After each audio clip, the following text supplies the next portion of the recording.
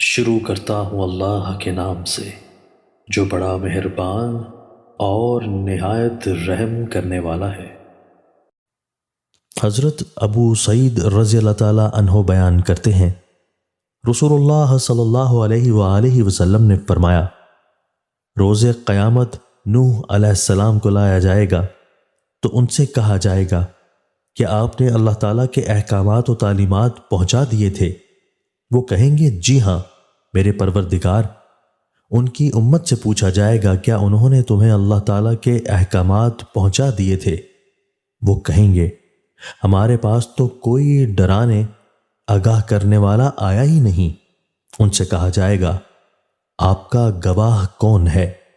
وہ کہیں گے محمد صلی اللہ علیہ وآلہ وسلم اور ان کی امت۔ رسول اللہ صلی اللہ علیہ وآلہ وسلم نے فرمایا، پھر تمہیں لایا جائے گا تو تم گواہی دو گے کہ انہوں نے پہنچا دیا تھا۔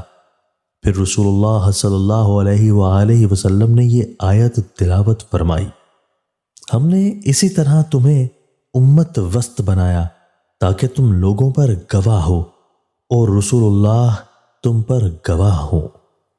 حضرت سہل بن سعد رضی اللہ تعالیٰ عنہ بیان کرتے ہیں، رسول اللہ صلی اللہ علیہ وآلہ وسلم نے فرمایا، میں حوض پر تم سے پہلے ہی موجود ہوں گا۔ جو شخص میرے پاس سے گزرے گا وہ اس سے پیے گا، اور جس نے پی لیا اسے کبھی پیاس نہیں لگے گی۔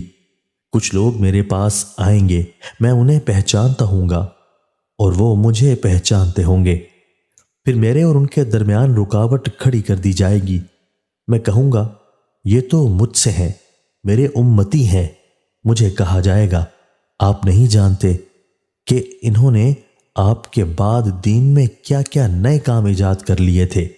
میں کہوں گا اس شخص کے لیے مجھ سے دوری ہو جس نے میرے بعد دین میں تبدیلی کر لی۔